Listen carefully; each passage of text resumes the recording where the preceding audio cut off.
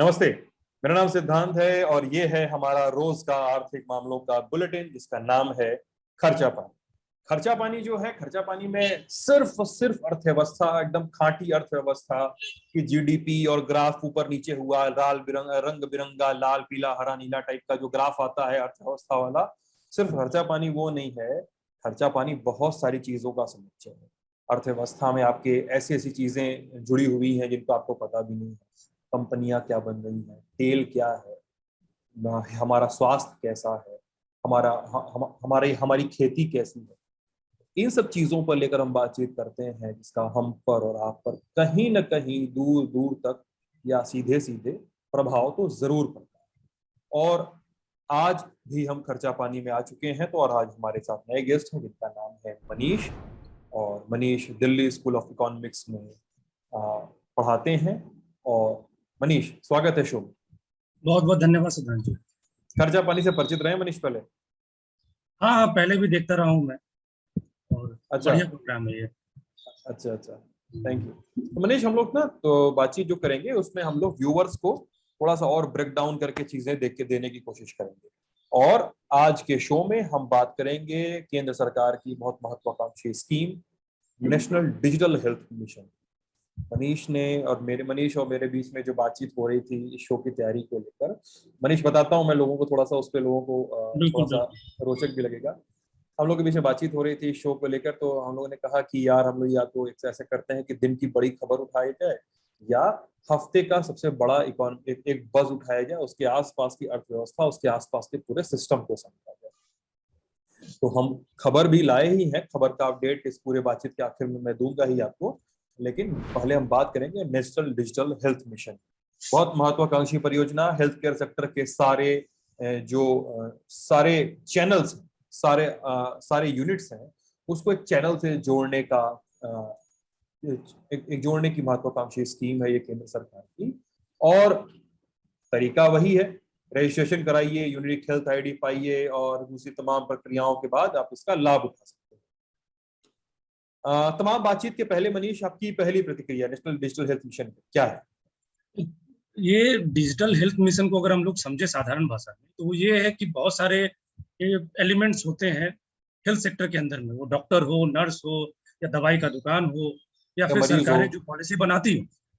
तो ये सभी चीज को मरीज के साथ में जोड़ना है।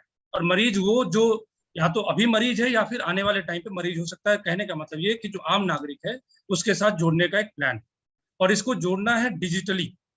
डिजिटली कहने का मतलब यूनिक आइडेंटिटी हेल्थ कार्ड। अब तक सारी जनता इस बात से अवेयर है कि अगर जैसे आधार कार्ड है, कुछ उसी तरीके के कोई दूसरा कार्ड होगा जिससे सभी लोग जुड़ेंगे। शुरुआत में ये कुछ राज्यों तक और केंद्र शासित प्रदेशों तक ही सीमित है, लेकिन इसका विस्तार बाद में भी सोचा गया है। ये डिजिटल इकोसिस्टम के अंदर में ये सारे हेल्थ जो एलिमेंट्स हैं उसको जोड़ने के बाद, इससे जो सरकार का मेन उद्देश्य जो लगता है, जो देख करके लगता है कि हमारे देश में बहुत सारे परियोजना आए हेल्थ को लेकर के, स्वास्थ्य को लेकर, चाहे वो राष्ट्रीय स्वास्थ्य बीमा योजना हो या फिर अर्बन या रूरल हेल्थ मिशन हो, तमाम तरीके के मिशन आए। लेकिन आज भी ये चीज लगता है, सरकार को लगता है कि लोगों की पहुंच हेल्थ सुविधाओं तक उतनी नहीं है जितनी होनी चाहिए, ताकि वो अच्छे स्वास्थ्य का लाभ ले सके। और ये सच और भी है। उसी चीज को ब्रिज करने के लिए, उसी को एक पुल बनाने के लिए ये कहीं ना कहीं सोचा गया है, जो लगता है कि इस तरह का प्रोग्राम जो सरकार करके लाई। अच्छा, तो आप मतलब ये बता रहे हैं कि सरकार ने ये सोचकर ये काम किया होगा कि भाई सबके पहुंच में हेल्थ नहीं। तो मतलब अगर इसको ब्रेक डाउन किया सके, सरकार को क्या दिक्कतें समझ में आई, हेल्थ केयर सेक्टर में क्या दिखा कि सरकार को लगा कि यार एक डिजिटल मिशन जो है एक वो लॉन्च करते हैं और then let's connect the dots. ये बिल्कुल सही सवाल है आपका। अगर हम देखें 2017 में नेशनल हेल्थ पॉलिसी सरकार ने अडॉप्ट की, नई सरकार जो आई उसने अडॉप्ट की। उससे पहले भी हमारा बहुत सारा परियोजना चल रहा था। ये चीज पाया गया स्टडी में, नीति आयोग के स्टडी में, कि तकरीबन 7% जनता हर साल गरीबी रेखा के नीचे चली जाती है, जो लगभग 6 करोड़ 7 करोड़ या 8 करोड़ के आसपास की होगी। ये गरीबी रेखा के नीचे चली जाती है सिर्फ इस वजह से क्योंकि उनका हेल्थ पे एक्सपेंडिचर बहुत ज्यादा हो जाता है, ये नीति और ये आयोग का हर डेटा साल है। हो रहा है। ये हर साल हो रहा है। ये नीति आयोग का डेटा है? ये नीति आयोग का स्टडी है हम्म। और ये सरकार की वेबसाइट पे भी लिखा हुआ है और उसके बेसिस पे बहुत सारा स्टडी है जो इस बात को मानती है कि हेल्थ पे होने वाले खर्च की वजह से लगभग 7% जनता गरीबी रेखा के नीचे हर साल चली जाती है और ये गंभीर समस्या है। और इस समस्या को ध्यान में रखते हुए सरकार ने पहले प्रधानमंत्री जन आरोग्य योजना, पीएमजे जिसको बोलते हैं साधारण भाषा में, आयुष्मान भारत के अंतर्गत उसको लॉन्च किया। उसमें था फाइनेंशियली लोगों को सपोर्ट किया जाए। उससे पहले भी राष्ट्रीय स्वास्थ्य बीमा योजना था जिसमें भी बीमा का ही प्रोविजन किया गया था। तो ये सारी योजनाओं के बावजूद लोगों का एक्सेसिबिलिटी, लोगों की पहुंच हेल्थ सुविधाओं तक नहीं है। और ये वास्तविकता है, जिस वास्तविकता का जो समस्या सरकार समझती है वो ये कि हम लोगों को हेल्थ सुविधाओं तक पहुंचा दें। अब यहाँ पे कहने की बात जो मुझे मेरे तरफ से जो इसमें इनपुट होगा वो ये कि दो बातें होती हैं इसमें। एक होता है माध्यम आपको हेल्थ सुविधाओं तक पहुंचने का और एक दूसरा चीज होता है हेल्थ सुविधाओं की वर्तमान स्थिति कैसी। हाँ, मेरा यही सवाल था कि देखिए अब सरकार के प्लान तो ठीक है, लेकिन इस देश ने एक बहुत कठिन समय देखा है 3-4 महीने पहले जी। इस देश की सरकार जो है उसके दावों को इतना सही होना चाहिए मेरे हिसाब से कि लोग बिस्तर, ऑक्सीजन और चीजें बिगड़ जाएं तो आखिर में शमशान में जगह के लिए भटकना ना पड़े। इस देश की स्वास्थ्य व्यवस्थाओं को, सरकारी दावों को इतना सच होना चाहिए। इस देश की स्वास्थ्य व्यवस्था को, सरकारी दावों को इतना सच होना चाहिए कि कोविड के डेटा पे सवाल न उठाए जा सके, और सवाल अगर उठते हैं सरकारी हेल्थ सिस्टम पे तो उसका जवाब दिया जा सके सरकार की तरफ से, सरकार वादी उसका जवाब दे। बिल्कुल। लेकिन आप बताइए कि अभी देश का हेल्थ स्वास्थ्य कैसा है? ये बिल्कुल वाजिब सवाल है जिससे मैं जोड़ रहा था कि हमारा फोकस, जो पॉलिसी का पूरा फोकस है वो इस बात पे है कि लोगों को जोड़ना है। लेकिन जोड़ना किससे? हवा से जोड़ना है या फिर सच में वास्तविक कोई हेल्थ सुविधा एग्जिस्ट करता है जिससे जोड़ना है लोगों को? दुर्भाग्य की बात यह है कि जो हमारा हेल्थ व्यवस्था जो एग्जिस्ट करता है, और ये कोविड से पहले का व्यवस्था मैं बता रहा हूँ, ये वर्ल्ड बैंक का डेटा है, ये किसी निजी संस्था का डेटा नहीं। इसके हिसाब से अगर आप देखें तो भारत में जो डॉक्टर है प्रति 1000 व्यक्ति, वो 1 से भी कम है, 0.9 प्रति 1000 व्यक्ति डॉक्टर है, फिजिशियन। ये अगर आप अमेरिका से तुलना करें तो यहाँ से लगभग 2.5 गुना ज्यादा है, वहां पे 2.5। जर्मनी में 4.2 है, 4.2। यूके में 2.8, और पूरे यूरोप को अगर देख ले तो वहां पे लगभग 3.9, यहाँ से लगभग 4 गुना ज्यादा। तो चाइना जो लगभग इतना ही पॉपुलेशन, हमारे से ज्यादा पॉपुलेशन है इनफैक्ट वहां पे है, वहां पे हमसे ज्यादा 2 गुना फिजिशियन पर व्यक्ति अगर देखा जाए तो वो है, पर 1000 ये प्रति व्यक्ति अगर देखा जाए तो। अच्छा, प्रति डॉक्टर की जी। और ये जो डॉक्टर मैं बता रहा हूँ ये प्राइवेट और पब्लिक दोनों मिला करके जो टोटल फिजिशियन हमारे देश में है उसके बारे में बातचीत हो रही है। तो ये स्थिति है हमारी इससे पहले भी। तो कहने का मतलब ये कि जिससे आप सरकार जिससे जोड़ना चाहती है जनता को, रोगी को, मरीजों को, वो इंफ्रास्ट्रक्चर ही अपने आप में बहुत ही नाकाफी है, इनएडुकेट। और यही कारण है कि हम लोगों को इस बात पे ज्यादा विचार करनी चाहिए कि अगर एक्सेसिबिलिटी पहुंचाई जाए, लोगों को पहुंच बनाया जाए, तो जहां से जोड़ना है उनको, वो उसकी स्थिति क्या है। अगर आप वर्ल्ड बैंक का ही अगर हॉस्पिटल बेड्स का डेटा ले, हिंदुस्तान में 1000 व्यक्ति पे जानते हैं कितना हॉस्पिटल बेड है? 0.5, आधा। 1000 व्यक्ति पे आधा हॉस्पिटल का बेड है पूरे दुनिया में। जनसंख्या के हिसाब से कि वल्नरेबल पॉपुलेशन के हिसाब से? नहीं, ये पूरे पॉपुलेशन के हिसाब से मैं बता रहा हूँ। अच्छा, आधा है। पूरे दुनिया का जो औसत बनता है वो है लगभग 3 प्रति 1000 व्यक्ति पे 3 हॉस्पिटल बेड अवेलेबल होते हैं। अगर आप चीन की बात कर लें, पॉपुलेशन, फिर मैं वही कहता हूँ पॉपुलेशन हमसे ज्यादा है, वहां पे 4.3। जर्मनी में 8 है, अमेरिका में 3 है, यूरोप के पूरे देशों को अगर मिला ले तो वहां पे लगभग 4.5 है। तो ये स्थिति है पूरे हमारे जो एग्जिस्टिंग इंफ्रास्ट्रक्चर है हेल्थ का, उसकी ये स्थिति है कि हम बहुत कम है। तो जरूरत ये है कि हम इस पे फोकस करें न कि इस बात पे कि नहीं, वो भी जरूरी है कि एक्सेसिबिलिटी होनी चाहिए लोगों की, लोगों की पहुंच बननी चाहिए, लेकिन पहुंच बनाने से पहले आपको वो संसाधन तैयार करने होंगे जिससे आपको लोगों को जोड़ना है। अगर वो संसाधन नहीं होगा फिर लोग भटकेंगे। जिस तरीके से आपने एग्जांपल दिया, कोविड के जो सेकेंड वेव था उसमें लोग हॉस्पिटल के बेड के लिए, ऑक्सीजन के सिलेंडर के लिए लोग भटक रहे थे अलग अलग जगह। अच्छा, मेडिकल इंफ्रास्ट्रक्चर की आपने बात की। हम लोग हर साल बात करते हैं कि इतना खर्च किया, उतना खर्च किया, जीडीपी का इतना खर्च किया। तो क्या है मामला, हम कितना खर्च कर रहे हैं अपने स्वास्थ्य पे? जाहिर सी बात है कि अगर हमारा इंफ्रास्ट्रक्चर अगर कमजोर है तो उसका कुछ ना कुछ कारण होगा, कहीं ना कहीं से खर्च की कमी है जी। अगर आप पूरे हिंदुस्तान का, यहाँ पे भी मैं वर्ल्ड बैंक का ही डेटा आपको कोट कर रहा हूँ क्योंकि लोगों को वो ज्यादा सूट करता है। वर्ल्ड बैंक के डेटा के हिसाब से देखें तो आउट ऑफ पॉकेट एक्सपेंडिचर औसतन हमारे देश में 63% है। मतलब लोग अपने जेब से खर्च करते हैं अपने स्वास्थ्य के लिए, वो 63% है। भूटान जो हमसे छोटा देश है वहां पे आपको पता है कितना है? 28%। चीन 36%। अमेरिका में जिसको हम लोग फॉलो करने की कोशिश करते हैं वहां पे है 10%। लोगों के अपने पॉकेट से खर्च 10% से है। और इसी चीज का अगर यही पैटर्न आपको दिखाई देगा अगर आप उसको कंपैरिजन करेंगे कि प्राइवेट एक्सपेंडिचर और पब्लिक एक्सपेंडिचर। पब्लिक एक्सपेंडिचर कहने का मतलब केंद्र की सरकार और राज्य की सरकार मिलकर के जितना खर्च करती है वो कितना है। अगर आप देखें कि जो प्राइवेट एक्सपेंडिचर का शेयर है हिंदुस्तान में, वो लगभग 72% है प्राइवेट एक्सपेंडिचर। भूटान में ये 58%, 14% है। ब्राजील में 58%, जर्मनी में 26%। तो इस तरीके से आप अंदाजा लगा सकते हैं कि जो वजन है पूरे स्वास्थ्य व्यवस्था का वो आपकी और हमारी जेब पे है। जो आपका घर का जो खर्चा पानी है वहां से कट करके ये जाता है। इतना आपको खर्च करना पड़ता है, पब्लिक सेक्टर और प्राइवेट सेक्टर अलग। और पब्लिक सेक्टर और प्राइवेट सेक्टर में भी अगर हम तुलना करें तो ज्यादातर जो खर्च जाता है वो पब्लिक सेक्टर में नहीं, प्राइवेट सेक्टर में जाता है। जो प्राइवेट सेक्टर के अस्पताल हैं वहां। एक और नंबर मैं आपको दे दूं, ये भी भारत सरकार का आंकड़ा है।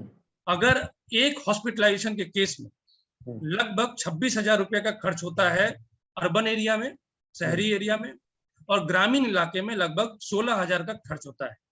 और इसमें भी जो ज्यादातर हिस्सा होता है वो खर्च होता है प्राइवेट जो हॉस्पिटल है उसके ऊपर में। ये सिर्फ और सिर्फ हॉस्पिटलाइजेशन के केस के बारे में। नहीं मतलब मैं सॉरी समझा नहीं, इसको फिर से ब्रेक डाउन करें क्या? मैं समझ नहीं पा रहा इसको।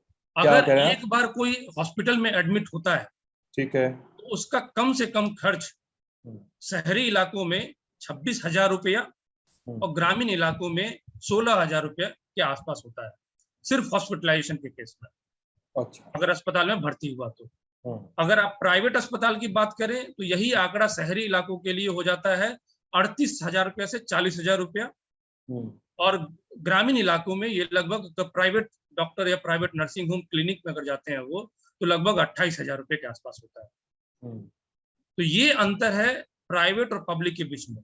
पब्लिक में वही 4,000 रुपया ग्रामीण इलाके में और लगभग 5,000 रुपया शहरी इलाके में होता है। ये हॉस्पिटलाइजेशन के अंदर में दिक्कत है। तो एक चीज जो हम लोग देख रहे हैं वो ये कि पिछले 30 साल के अंदर में प्राइवेट सेक्टर का जो ग्रोथ हो रहा है वो बहुत तेजी से हो रहा है, और जो पब्लिक सेक्टर का जो स्कोप है वो सरकार अपने बजट के थ्रू, अपने जीडीपी में जो उसका शेयर है उसके थ्रू वो बहुत ही कम करती जा रही है। अभी पूरे अगर आप जोड़ ले केंद्र सरकार की जो खर्च है बजट का लगभग 1.3% स्वास्थ्य के ऊपर में होता है, जबकि 1.3% of GDP as percentage of GDP अगर आप देखें तो 1.3% है ये केंद्र सरकार और राज्य सरकार दोनों मिलाकर। अच्छा, लेकिन यानी मतलब 183 लाख करोड़ की लगभग 180 लाख करोड़ के आसपास की लमसम जीडीपी होती है हमारी जी। उसका 1.3% ये मिला जुला कर राज्य और केंद्र दोनों मिलकर खर्च करते हैं। लेकिन केंद्र का जो खर्च है वो कम होता है राज्य की तुलना में। राज्य का खर्च जो उनके बजट का लगभग 5.5 से 7% होता है, और केंद्र सरकार का 1.3% उनके बजट का खर्च जाता है। जबकि भारत सरकार का ही जो स्टडी है उनका टारगेट ये है कि 2.5% इसको किया जाना चाहिए, लेकिन अभी तक शायद वो हुआ नहीं। अभी वो बढ़ करके 1.4% होगा, उससे ज्यादा नहीं। तो ये है कि अगर हम स्वास्थ्य व्यवस्था पे खर्च कम करेंगे स्वास्थ्य व्यवस्था की वजह से इंफ्रास्ट्रक्चर हमारी कम होगी। इंफ्रास्ट्रक्चर अगर कम होगा तो लोगों के जेब पे, लोगों के खर्चा पानी पे दबाव ज्यादा होगा, जिसके कारण लोग गरीबी रेखा के नीचे चले जाते हैं, लगभग 7% की जनता पूरे साल में। और इसका आप चाहे कितना भी बेहतर लिंक बना दीजिए, डिजिटल इंफ्रास्ट्रक्चर बना दीजिए, उसके बावजूद लोगों की पहुंच नहीं बन पाएगी अच्छे स्वास्थ्य व्यवस्था की तरफ, क्योंकि वो स्वास्थ्य व्यवस्था वास्तविक तौर पे धरती पे है ही नहीं। वो पहले स्वास्थ्य व्यवस्था बनाना पड़ेगा। और दुर्भाग्य ये है कि हमने सारा फोकस अब इंश्योरेंस की तरफ कर दिया है। हमने इंफ्रास्ट्रक्चर का जो डेवलपमेंट है वो करना बंद कर दिया है, या एक तरह से बहुत कम कर दिया। अच्छा, यहाँ पे इंश्योरेंस वाली बात आपने की है, मतलब आप बहुत मौजूद पॉइंट उठा रहे हैं मनीष। इंश्योरेंस वाली बात पे मैंने भारत का एक सबसे बड़ा टसल देखा है, आयुष्मान भारत बनाम दिल्ली सरकार का जो हेल्थ इंश्योरेंस स्कीम है। मतलब मैंने दिल्ली का हेल्थ लंबे समय तक कवर किया था, तो मैंने दिल्ली के हेल्थ मिनिस्टर से इंटरव्यू में पूछा भी था कि आपने आयुष्मान भारत क्यों नहीं अपने यहाँ लागू किया। तो उन्होंने कहा कि हमारी जो स्वास्थ्य व्यवस्था है, हमारा जो हेल्थ इंश्योरेंस स्कीम है, वो खुद इतना सेल्फ सफिशिएंट है कि हमें आयुष्मान भारत की जरूरत नहीं। और फिर बाद में पता चला कुछ और राज्य अपनी इस तरह की हेल्थ इंश्योरेंस स्कीम्स पे विचार कर रहे हैं आयुष्मान भारत को तज के। तो इंश्योरेंस सेक्टर में सरकार भी उतरी हुई है, हेल्थ और प्राइवेट कंपनियां हेल्थ इंश्योरेंस सेक्टर में है ही है।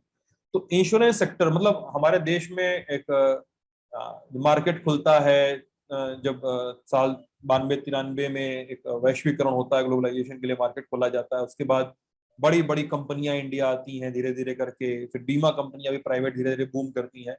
तो एक बड़ा क्या कहते हैं उसको, बीमा युग आता है धीरे धीरे।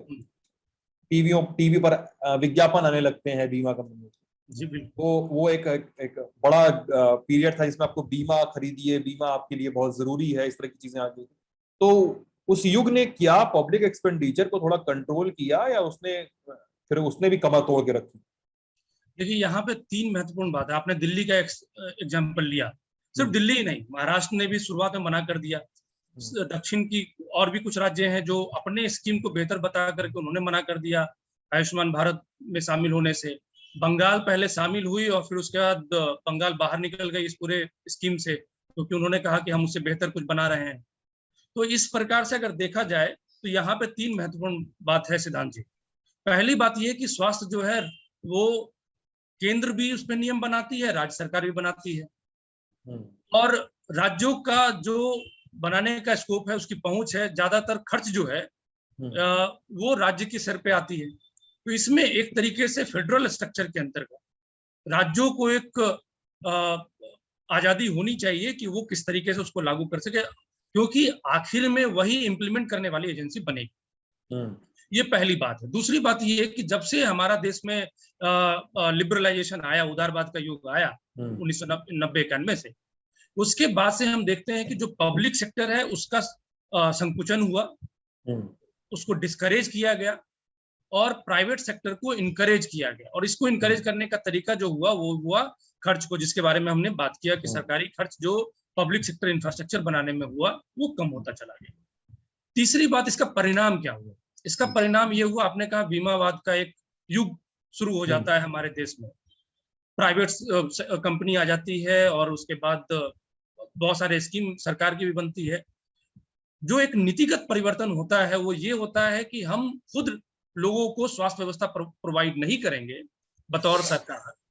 हम लोगों को कहेंगे कि आपको जहां से स्वास्थ्य व्यवस्था लेना है ले लीजिए, और उसके बदले में हम कुछ आपको पैसा दे देंगे। आयुष्मान भारत प्रधानमंत्री जो पीएम जय जन आरोग्य योजना है, उसके अंतर्गत 5 लाख का प्रति हाउस होल्ड का प्रावधान किया गया। प्रत्येक परिवार को 1 साल में मैक्सिमम 5 लाख का प्रावधान किया गया, वो भी सेकेंडरी और टर्शियरी मेडिकल अटेंशन के केस में, हॉस्पिटलाइजेशन के केस में। प्राइमरी को उसमें भी एक्सक्लूड किया हुआ है लोग, और ज्यादातर खर्च प्राइमरी हेल्थ केयर पे भी होता है लोगों को। ये भी वास्तविकता है। फिर भी वो पॉलिसी है। उस पॉलिसी के अंतर्गत अगर आप देखें तो प्राइवेट सेक्टर को भी जा सकते हैं, तो आप प्राइवेट अस्पताल की तरफ भी जा रहे हैं और प्राइवेट इंश्योरेंस की तरफ जा रहे हैं। तो इसका सबसे बड़ा परिणाम ये हुआ कि जो कमाई insurance company, private insurance company की और प्राइवेट अस्पतालों की है, वो लगातार इस पूरे 30 साल के अंदर में बहुत ही खतरनाक तरीके से बढ़ा है। तो एक तरफ उनका प्रॉफिट बढ़ा है और आपके पास में बहुत सारे आंकड़े हैं, आपने कई बार इसको जिक्र भी किया अपने खर्चा पानी के प्रोग्राम में या फिर बाकी प्रोग्राम में, कि किस तरीके से बाकी देश के आबादी का आय घट रहा है। और उसी संदर्भ, उसी दौरान हम ये देखते हैं कि प्राइवेट सेक्टर के इंश्योरेंस कंपनीज का ग्रोथ हो रहा है। अभी के तारीख में लगभग आधे प्राइवेट जो इंश्योरेंस पूरा इंश्योरेंस सेक्टर है उसके अंदर में प्राइवेट सेक्टर का लगभग 48% है या उससे ज्यादा है, लगभग 50% है। किसी जमाने में वो 30% से भी कम हुआ करता था, लगभग 6-7 साल पहले। अगर आप प्राइवेट अस्पतालों का टोटल अर्निंग देखें तो एक छोटा सा सर्वे हुआ था, उस सर्वे के जो 5-6 हॉस्पिटल या नेटवर्क का जो अर्निंग था वो सिर्फ लगभग $115 मिलियन है, यूएस डॉलर। 115 से ज्यादा मिलियन डॉलर ये था 2020 में, और 2021 में वो बढ़ करके लगभग 192 मिलियन डॉलर बन जाता है। तो इतना बड़ा जो नंबर है, इतना बड़ा आमदनी है, ये प्राइवेट सेक्टर की तरफ चला जा रहा है, वो यानी सरकारी इंश्योरेंस के प्रति चला जाता है। 844 करोड़ 2020 में था लगभग, और 1400 करोड़ जो आपका ही डाटा में आपने जो बताया मुझे, 1406 करोड़ के आसपास 2021 में। मतलब ये 6 प्राइवेट सेक्टर की हेल्थ इंश्योरेंस कंपनियां 66-67% का जंप है सीधे सीधे। जी बिल्कुल। तो यही है बीमावाद के अंदर में, और खासकर पीएम जय इस तरह के प्रोग्राम में स्टेट और सेंटर के बीच में एक टकराव दिखने को मिलता है। दूसरा जो मैंने कहा कि लिबरलाइजेशन के बाद में सरकारी एक्सपेंडिचर कम होता चला गया, जिसका इंफ्रास्ट्रक्चर पे इम्पैक्ट है और आपके जेब पे इम्पैक्ट है। और तीसरा इम्पैक्ट जो हम देखते हैं वो ये कि प्राइवेट इंश्योरेंस कंपनी और प्राइवेट हॉस्पिटल, इनका जो खजाना है वो बढ़ता चला गया। ये 3 महत्वपूर्ण बदलाव हम लोग लिबरलाइजेशन का इस उदारवाद के युग में हेल्थ सेक्टर में खासकर देखने को हमें मिलता है, जिसको हमने नाम दिया बीमावाद का युग। अच्छा मनीष, मैं ये जानना चाहता हूँ कि एक व्यक्ति, अगर आपने जो डेटा दिया भी है कि एक व्यक्ति अगर प्राइवेट अस्पताल में भर्ती होता है, शहरी इलाके में या ग्रामीण इलाके में कितना डिफरेंस है, मोटा मोटी क्या लगता है? मैं जाऊं किसी प्राइवेट अस्पताल में, मैं अर्बन में रहता हूँ, आप भी अर्बन में रहते होंगे, जाहिर सी बात है, तो मैं जाऊं एक सरकारी अस्पताल में इलाज करवाने, फिर मैं जाऊं प्राइवेट अस्पताल में उसी रोग का वही इलाज करवाने, तो मुझे मेरे जो पूरे इलाज का डिफरेंस, आपने तो हॉस्पिटलाइजेशन बना दिया जी, इस पूरे इलाज में कितना डिफरेंस होगा, क्या डिफरेंस हो सकता है? ये बहुत महत्वपूर्ण सवाल है सिद्धांत जी। इस बात को समझने के लिए आपको कोविड का जो पूरा टाइम है, ज्यादा दूर जाने की जरूरत नहीं है। अभी जो इसी साल में लोग जब भटक रहे थे इलाज के लिए, ऑक्सीजन के लिए, उस समय प्राइवेट और पब्लिक, अक्सर लोग बात करते हैं एफिशिएंसी की, ये कहा जाता है कि प्राइवेट सेक्टर ज्यादा एफिशिएंट है, पब्लिक सेक्टर एफिशिएंट नहीं है। कोविड के दौरान लोगों की जान बचाने में सबसे आगे कौन था? चाहे लैब का टेस्ट अगर देख लीजिए तो पब्लिक सेक्टर का ज्यादा है, सरकारी संस्थानों का ज्यादा योगदान है। उसके बाद आप अगर इलाज का देख लीजिए, हॉस्पिटल बेड का देख लीजिए, उसमें भी सरकारी संस्थानों का योगदान ज्यादा है। एफिशिएंसी का पूरा आर्गुमेंट फ्लॉड आर्गुमेंट है, और वो कहीं ना कहीं जो आज का प्रचार तंत्र है उससे जुड़ा हुआ है। इस तरह का ढोल पीटा जाता है कि सरकारी संस्थानों की स्थिति बहुत ज्यादा, कई जगह पे कि कुछ राज्यों में ये वास्तविकता है कि वहां पे अपवाद होंगे, लेकिन मेरा ये कहना है कि लोगों के लिए पहुंच के अंदर में कौन सा चीज है, लोगों के अपने बजट के अंदर में पहुंच के लिए कौन सा ज्यादा आसान है, प्राइवेट है या पब्लिक है। अगर पब्लिक के पास वो जाते हैं तो किस उम्मीद के साथ में जाते हैं। तो कोविड के जो क्राइसिस के टाइम पे हमने देखा, इससे पहले का भी एग्जांपल आप ले लीजिए, हमारे सामने बहुत बड़ा एग्जांपल है एम्स का। एम्स एक मॉडल बना हुआ है, हिंदुस्तान में लोगों को उस पर पूरा का पूरा भरोसा है, तो उसके एफिशिएंसी पे किसी का सवाल उठाया नहीं जा सकता है।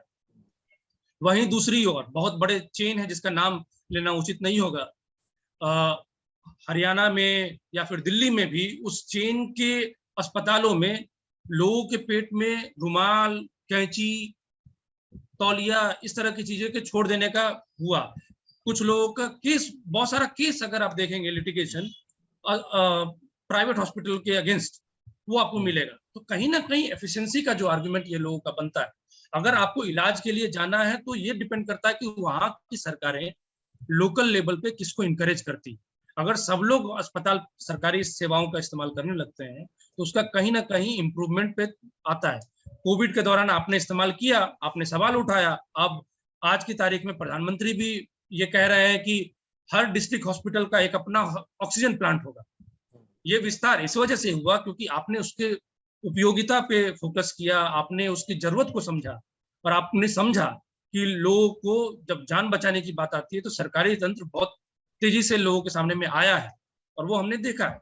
तो कहीं ना कहीं चीजों को बेहतर बनाया जा सकता है, इंफ्रास्ट्रक्चर को बेहतर बनाया जा सकता है। ये वहां की सरकारों पे डिपेंड करता है, ये हमारे नीति के ऊपर में डिपेंड करता है। अच्छा, मैं यहाँ पे दो तीन चीजें जानना चाहता हूँ। एक तो प्राइवेट अस्पतालों की और पब्लिक सेक्टर अस्पतालों की आपने जो तुलना की कोविड के समय, मुझे 2020 का कोविड स्टार्ट याद कीजिए मनीष। जब कोविड स्टार्ट हुआ था तो सरकार ने सारे प्राइवेट सेक्टर अस्पतालों को रोक दिया शुरुआत में, याद है आपको? तो प्राइवेट सेक्टर अस्पताल अभी इंटरफेयर नहीं करेंगे इलाज में। फिर धीरे धीरे उनको कमान दी गई, इन सेंटर बनाया गया, कोविड ट्रीटमेंट सेंटर। आपको याद होगा, मतलब ये धीरे धीरे जब कोविड का विस्तार ही शुरू हुआ था इंडिया में। नहीं, जो पहला फेज था कोविड का, पहला वेव था जो, उसके दौरान ये चीजें थी। उसके कारण ये था कि कोविड से रिलेटेड जानकारी हमारे पास कम थी। जो मेन रिसर्च है वो सरकारी संस्थानों के अंदर में, आईसीएमआर के अंदर में है, उसमें एम्स के डॉक्टर उस पैनल में थे। तो कहीं ना कहीं जो सरकारी तंत्र के हाथ में कमान थी, जिसके वजह से वो इंफ्रास्ट्रक्चर पे भी उनका कंट्रोल था। और इतना बड़ा था नहीं इंफ्रास्ट्रक्चर उसमें पहले वेव में कि प्राइवेट संस्थानों को उसमें इलाज के लिए या फिर टेस्ट के लिए, लैब के लिए उनको परमिशन दी जाए। लेकिन सेकेंड वेव के दौरान में तो लोगों के पास में थी ये पूरी चीज सुविधा।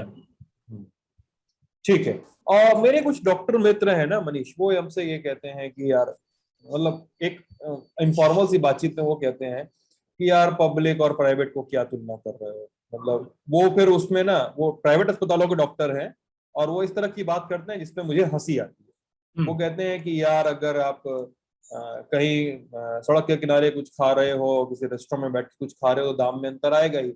मैंने कहा कि यार आप आदमी का इलाज कर रहे हो ना, आप इलाज ही कर रहे हो ना आदमी का, कि आप उसका, आप एसी कमरे में इलाज का, आप उसमें आप 5 स्टार के एसी में इलाज करो या 3 स्टार का एसी लगा के इलाज करो, आप करोगे तो इलाज ही ना उसका। मतलब और मैं, मतलब ये जो प्राइवेट वर्सेस पब्लिक का डिफरेंस है इंडिया में पैसे को लेकर, लोग की कमर टूट जाती है प्राइवेट अस्पताल में इलाज कराने पे, उनके वो जमीन पर जाते हैं, घर बिक जाते हैं। मैंने देखा है, मैंने पर्सनल एग्जांपल लोगों के ऐसे देखे हैं अपने गांव के रास्ते कि जमीन बिक गई उनकी, और वो जमीन के कागज लेकर आते थे, हम लोग क्या कि सर बिकवा दीजिए, आप ही रख लीजिए, कुछ कर लीजिए। आइडियल केस कैसा हो सकता है? मैं आगे की बातचीत के पहले एक सवाल आपसे दाग रहा हूँ। आइडियल केस कैसा हो सकता है? क्या कोई देश है ऐसा, मे बी क्यूबा और समथिंग लाइक दैट, कि जिन्होंने हेल्थ सेक्टर को कम से कम इतना ग्राह्य बनाना है, या मे बी जर्मनी, कि वो आपको आपकी प्राइवेट सेक्टर में, प्राइवेट अस्पताल में इलाज कराने जाए तो आपको बिल से हदसा कर मार ना डाले। जी बिल्कुल, आप जो एग्जांपल ले रहे थे पब्लिक और प्राइवेट का डिफरेंस का, एक चीज जो हम लोगों को समझना चाहिए, हॉस्पिटल और हॉस्पिटैलिटी सेक्टर में डिफरेंस होता है। ठीक है, तो अगर ये बिल्कुल सही बात है कि अगर आप प्राइवेट अस्पतालों में चले जाते हैं तो एसी के अंदर में रह करके और बहुत तरह का जो सैनिटाइजेशन का व्यवस्था है उसके अंदर में आपको है, हॉस्पिटैलिटी का एक माहौल है जिसका वो कीमत में जोड़ करके लेते हैं। लेकिन बात ये है कि आखिर हम किसके लिए आर्ग्यू कर रहे हैं ये सारी बातें? हमारे देश की आबादी जिसका इनकम, हमने जो पीएम जय है उसके अंदर में भी जो टारगेट रखा है वो 40% हाउस होल्ड का रखा है। इसका मतलब कहीं ना कहीं हम ये मान रहे हैं कि 40% लोग गरीब हैं जिनको हम लोग स्वास्थ्य व्यवस्था देने की जरूरत है। अगर इतनी बड़ी आबादी को अगर जरूरत है तो हमें ये देखना पड़ेगा क्या वो अफोर्ड कर सकते हैं जाकर के प्राइवेट अस्पतालों में, जहां पे एक छोटे से सर्जरी का भी कीमत लगभग 5 लाख से ऊपर ही होगा। और जो आपका कैप लगा हुआ है प्रति हाउस होल्ड 5 लाख का पीएम जय में, वो एग्जॉस्ट हो जाएगा, उससे ऊपर का खर्च है। तो क्या वो कर सकते हैं? तो आखिर क्या रास्ता बनता है हमारे पास में? हमारे पास में, आपने क्यूबा का एग्जाम्पल लिया, क्यूबा एक बहुत बड़ा एग्जाम्पल है पूरी दुनिया में पब्लिक सेक्टर हेल्थ इंफ्रास्ट्रक्चर की। किया जा सकता है, उसके लिए जरूरत यह है कि हमारा फोकस बने और सब लोग उसका इस्तेमाल करें। एम्स का इस्तेमाल हमारे बहुत सारे नेता भी करते हैं, और एम्स के बारे में देखिए एग्जाम्पल है, सेट किया हुआ है। लोग बीमार होते हैं एम्स जाते हैं, एम्स प्राइवेट सेक्टर का है नहीं। और जो मित्र आपके ये बोल रहे थे, उनसे अगर ये भी पूछिएगा कि डिग्री लेने के लिए जब लोग बात करते हैं तो वो कहाँ का डिग्री लेना ज्यादा बेहतर मानते हैं हिंदुस्तान के अंदर? क्या वो चाहते हैं कि वो प्राइवेट या पब्लिक के बीच में जो अगर कंपैरिजन करें तो वो किसको बेहतर मानते हैं? तो ये पूरा डिबेट के अंदर में मुझे लग रहा है कि थोड़ी सच्चाई है, लेकिन उससे ज्यादा प्रचार है, और उस प्रचार को काउंटर करना भी जरूरी है, और साथ ही साथ इस बात पे भी जरूरी है कि हम फोकस करें कि जो हमारा स्वास्थ्य का इंफ्रास्ट्रक्चर है उसको बेहतर बनाए। वरना ये जो डिजिटल इंफ्रास्ट्रक्चर के अच्छा आइडिया है, सरकार ने इसे समस्या को बिल्कुल सही समझा है कि लोगों की पहुंच नहीं है, लेकिन लोगों की पहुंच इस वजह से नहीं है कि रास्ता कमजोर है, लोगों की पहुंच इस वजह से भी नहीं है क्योंकि वो वास्तविक तौर मंजिल पे मंजिल भी नहीं है वहां पर, है ही नहीं। बिल्कुल, जिस मंजिल पे आप जा रहे हैं वहां पे आपको कोई मिल ही नहीं रहा। मामला ये ये तो ये आपने बहुत जरूरी बात कही है। चलते चलते इसी मुद्दे पे दो तीन, अगर आपको लगता है कुछ और चीजें भी अगर इस पे एक और बहुत महत्वपूर्ण चीज है जो अच्छा। हम लोग इससे पहले भी आधार कार्ड के बारे में जब चर्चा हो रही थी लोगों ने जिक्र किया उसका। आप एक डिजिटल इंफ्रास्ट्रक्चर की बात बनाने की कोशिश कर रहे हैं। हम्म, कहने का मतलब ये है कि एक सेंट्रलाइज डेटाबेस होगा जिसमें हर व्यक्ति अपना बीमारी, अपना उपचार कहाँ से लिया और कैसे लिया, उसका डेटा लोगों के पास में आप कार्ड बनाने की कोशिश कर रहे हैं।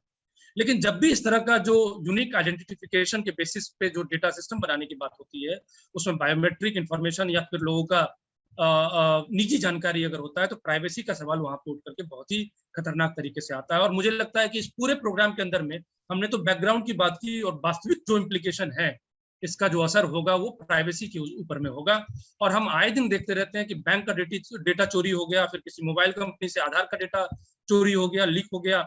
इस तरीके की स्थिति में जो सबसे सेंसिटिव इशू है हेल्थ का, वो अगर लीक हो जाता है तो उसका बहुत ही भयावह परिणाम होगा। आपको मैं एग्जांपल देता हूँ।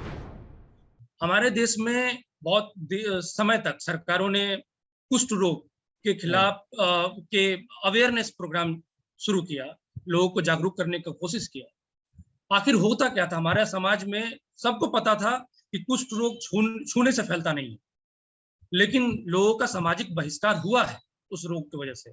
आज की तारीख में HIV पॉजिटिव के साथ में सरकार कहती रहती है, बहुत सारा जागरूकता अभियान है कि छूने से नहीं फैलता है, साथ खाने से नहीं फैलता है, लेकिन लोग एक सामाजिक बहिष्कार करते हैं, ये सच्चाई है।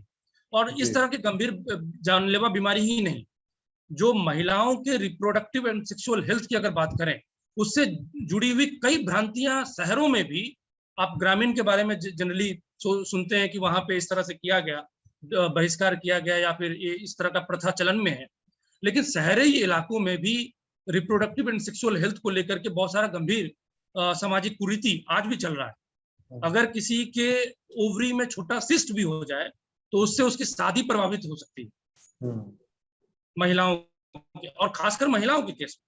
तो अगर इस तरह की जो गोपनीय जानकारी है, जिसको हम कहते हैं जो लोगों की निजी जानकारी है, अगर वो लीक हो जाए तो उसका बहुत भयानक परिणाम। और ज्यादा दूर जाने की आम जनता की ही बात नहीं है इसमें, बड़ी बड़ी सरकारें इसे हिल जाएंगी। आपने देखा होगा कि पिछले सरकार में जो पहला जो मोदी 1 फेज था, उसके अंदर में भी बहुत सारे मिनिस्टर को कुछ कुछ गंभीर जानलेवा बीमारी हुई, सरकारें उसको छिपाने की कोशिश की, और उसका वास्तविक कारण था और सही भी कारण था कि लोगों की निजी जानकारी अगर इस तरह से सार्वजनिक होने लगे, सरकारें हिलने लगती हैं, उसका परिवर्तन होने लगता है, तो ये बहुत ही गंभीर स्टिग्मा भी है, इसका एक इम्प्लीकेशन भी है। और प्राइवेसी एक ऐसा मुद्दा है इस पूरे मामले के अंदर में जिसको हम नजरअंदाज नहीं कर सकते हैं। मुझे एक मीम याद आ गया, पता नहीं वो मीम आप देखते हैं कि नहीं, मीम के कितने शौकीन हैं आप। मैं तो मीम बहुत देखता हूँ। उसमें एक मीम में एक व्यक्ति है जो सरकार का कुछ सेंसिटिव डेटा लीक कर देता है, may be someone like Edward Snowden, सरकार का सेंसिटिव डेटा लीक कर देता है। तो सरकार कहती है कि तुम पर केस होता है, और फिर सरकार के पास से कई सारे लोगों का सेंसिटिव डेटा लीक हो जाता है, तो सरकार बिना गुपचुप तरीके से चुराती रहती है, या दबे छुपे कदमों से कंसेंट लेके, जो आपको पता भी नहीं कि आप कंसेंट दे रहे हो, चुराती रहती है और सरकार से लीक हो जाता है। तो आदमी पूछता है क्या तुम्हारे ऊपर भी अब एक्शन लिया जाए? वो एक मजेदार मीम था, मैंने इस मुद्दे पे देखा था। इन आंकड़ों का एक सुरक्षा एक सवाल है, और अगर लीक हो जाता है तो लीक करने वाले पे भी डिपेंड करता है वो कैसे इसका इस्तेमाल करता है। आधार का डेटा कितनी बार लीक हुआ है, डेटा कई प्रोटेक्शन को लेकर इंडिया में कितनी बड़ी बहस चली है, कई सारी कंपनियों में रजिस्टर्ड लोगों के आधार डेटा और उनके सेंसिटिव इंफॉर्मेशन लीक हो चुके हैं। अब यहाँ पर डिजिटल हेल्थ मिशन में ठीक है, मनीष जैसा कह रहे हैं कि उसमें कनेक्ट होना चाहिए, उसमें कनेक्ट होने के साथ साथ लेकिन रिसोर्सेज होने चाहिए, संसाधन होने चाहिए, लोग अस्पताल तक पहुंचने का रास्ता तो मिल जाए, अस्पताल पहुंचे, इलाज भी तो मिले उनको। मुद्दा ये है ना मनीष? जी जी बिल्कुल बिल्कुल। हाँ, तो यहाँ पर मुद्दा है और ये बहुत जरूरी और बहुत मजबूत बहस रही हमें मनीष। तो मनीष, अगर इस मुद्दे पे बातचीत हो गई तो मैं दो जरूरी खबरें मैं अगर फ्लोट करना चाहता हूं अपने दर्शकों के लिए जो लोगों के से जुड़ी हुई। तो पहली हमारी हमारी जो लीड खबर थी उससे बातचीत हो चुकी है। तो पहली खबर आज की आपने अखबार पढ़ी लिया होगा आप सब लोगों ने, नेचुरल गैस के दाम में 62% की बढ़ोतरी हुई है। छोटी मोटी बढ़ोतरी नहीं है, होनी पौनी बढ़ोतरी नहीं है, 62% की बढ़ोतरी छोटी नहीं होती। जो लोग खर्चा पानी रेगुलर देखते रहते हैं उनको याद होगा, कल मैं और राजीव दुबे फॉर्च्यून इंडिया के जो संपादक हैं वो डिस्कशन कर ही रहे थे कि ओपेक ने अपने ताजा 2021 के आउटलुक में कहा है कि इंडिया की जो ऑयल डिमांड है वो 2045 तक डबल हो जाएगी। मतलब हम 11 मिलियन बैरल पर डे से ज्यादा के आसपास कंज्यूम करने लगेंगे 2045 आते आते। अभी हम 4-5 मिलियन बैरल कंज्यूम करते हैं। मुद्दा वही है साहब, क्यों बढ़ा? क्योंकि प्रोडक्शन कम है, डिमांड हाई है और नॉर्थ अमेरिका और यूरोप में प्राइस में बढ़ोतरी हुई। ये तो सरकार का, ये तो अब खबरों में आ चुका है। सरकार ने फैसला ले लिया, सरकार के इस फैसले से होगा क्या? आपको पता होगा जिन जिन शहरों में सीएनजी वाली गाड़ियां चलती हैं आपको पेट्रोल पंप पे ज्यादा पैसा देना होगा, कैब के फेयर में ज्यादा पैसे लगेंगे, ट्रैवल में ज्यादा पैसे लगेंगे, ट्रांसपोर्ट में ज्यादा पैसे लगेंगे और प्रोडक्शन में ज्यादा पैसे लगेंगे। और अगर ऐसे चलता रहा तो आउटलुक वाली बात सच होगी कि सरकार की रिन्यूएबल रिसोर्सेज पे शिफ्ट होने की बात सच होगी। ये बहुत बड़ा सवाल सरकार के सिर पे आता है ना मनीष? जी बिल्कुल। आपने नेचुरल गैस की बात की। नेचुरल गैस में जो परिवहन के क्षेत्र में जो उसका शेयर है वो लगभग 6% है, लेकिन इसका जो महत्वपूर्ण कंट्रीब्यूशन है वो लगभग पावर सेक्टर और फर्टिलाइजर सेक्टर में बहुत ज्यादा इसका इस्तेमाल है। जी जी। तो एक आयाम इसका ये होगा कि अगर फर्टिलाइजर के केस में सरकार सब्सिडी अपना चेंज नहीं करती है तो ये जो कीमत में जो बदलाव है वो पूरा का पूरा रिफ्लेक्ट होगा जो किसान अपने जेब से पैसा पे करते हैं उसमें, वो भी महंगा होगा। और अगर वो महंगा होगा तो बाकी चीजें महंगी महंगी होंगी। ट्रांसपोर्टेशन में एक कंट्रीब्यूशन है, तो ट्रांसपोर्टेशन अगर महंगा होगा तो बाकी चीजें महंगी होंगी। आपने 2 एग्जांपल लिया, ऑटो का या फिर बाकी जो सीएनजी पे चलने वाली जो गाड़ियां हैं उसके। तो इस तरह से जो घरेलू बजट है वो भी हिलेगा इस कहीं ना कहीं इन चीजों से। तो इसका गंभीर परिणाम तो है ही। और इसके साथ साथ में अगर हम देखें तो एक कहीं ना कहीं जो व्यापक बदलाव हुआ पेट्रोलियम सेक्टर में पॉलिसीज को लेकर, क्योंकि हमारा पेट्रोल और डीजल ऑलरेडी बहुत ज्यादा ऊंचे कीमत पे है। अगर कुछ लोग सोच भी रहे हैं कि नेचुरल गैस पे शिफ्ट हो जाएं अपनी गाड़ी चलाने के लिए, तो उनके लिए भी इसमें अच्छी खबर नहीं है। तो आने वाले टाइम पे बहुत ही गंभीर परिणाम हैं इसके, जो लोगों को देखना समझना चाहिए। अगली खबर छोटी सी एक और है जिसको चलते चलते डिस्कस करते हैं, फिर खर्चा पानी अगले हफ्ते मिलेंगे हम लोग। ई कॉमर्स कंपनियों के लिए पॉलिसी बनाई जा रही है और सरकार के भीतर झगड़ा हो गया है।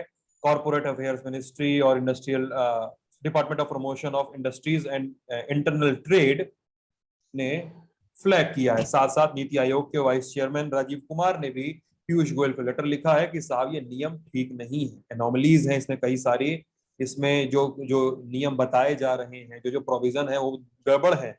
क्या क्या गड़बड़ है प्रोविजन कि एक तो ये ईज ऑफ डूइंग बिजनेस को थोड़ा सा हार्म करेंगे और कंज्यूमर के प्रोटेक्शन से बहुत दूर है। और इसमें जो सबसे बड़ा पॉइंट है वो फॉल बैक लायबिलिटी का है। मनीष, वो आपने अगर आप इस खबर से गए हो तो फॉल बैक लायबिलिटी का इशू है। जैसे लायबिलिटी क्या होती थी, प्रोडक्ट लायबिलिटी क्या होती थी कंज्यूमर प्रोटेक्शन एक्ट के तहत, कि आपने मान लीजिए बनाया एक चश्मा और वो चश्मा आपने बेच दिया सिद्धांत को। आप चश्मा बनाने वाली कंपनी है, सिद्धांत मोहन आपके ग्राहक हैं, आपने चश्मा बेच दिया। चश्मे से सिद्धांत मोहन की कोई दिक्कत हुई, चश्मे से कोई केमिकल अच्छा नहीं इस्तेमाल किया, गड़बड़ है, मेरी आंखों को नुकसान हुआ, तो कंपनी जो है उसकी जिम्मेदार होगी। जाहिर सी बात, ये ठीक ठाक नहीं होता। लेकिन आप सीधे सीधे, मैं फैक्ट्री से जाके चश्मा तो खरीदता नहीं हूँ, मैं तो दुकानदार से खरीदता हूँ जाके। तो फॉल बैक लायबिलिटी में ये जो प्रोविजन, अभी इंडियन एक्सप्रेस की रिपोर्ट है, इंडियन एक्सप्रेस ने आरटीआई के हवाले से खबर इसको हासिल किया है।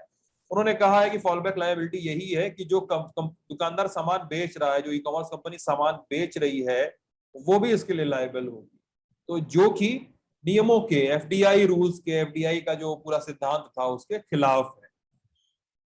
मनीष, एक प्रतिक्रिया, फिर हम लोग शो को जी, बंद करते इसमें हैं। जो पूरा ड्राफ्ट है उसके लिए हम लोगों को इंतजार करना चाहिए कि आखिर उसमें है क्या। लेकिन जो 3 बातें आपने कही उसमें से मैं भी 2 पॉइंट जोड़ना चाहूंगा। एक तो ईज ऑफ डूइंग बिजनेस को लेकर के जो नीति आयोग की तरफ से जो ऑब्जेक्शन किया जा रहा है। ईज ऑफ डूइंग बिजनेस एक कहीं ना कहीं एक स्कैम है जो हमारे सामने में निकल के आया। हाँ हाँ, अभी वर्ल्ड आपने बैंक ने शायद पिछले सस्पेंड कर दिया, महीने, रेटिंग सस्पेंड कर दी। बिल्कुल पूरा कमेटी सस्पेंड हो गया वर्ल्ड बैंक का। जी। जब वर्ल्ड क्या? बैंक का बनाया हुआ ease of doing business flawed mechanism है पूरा का पूरा, तो आखिर किस आधार पर नीति आयोग के चेयरमैन सीईओ बोल रहे हैं कि ये होना चाहिए, ईज ऑफ डूइंग बिजनेस को फोकस करना चाहिए? एक बात।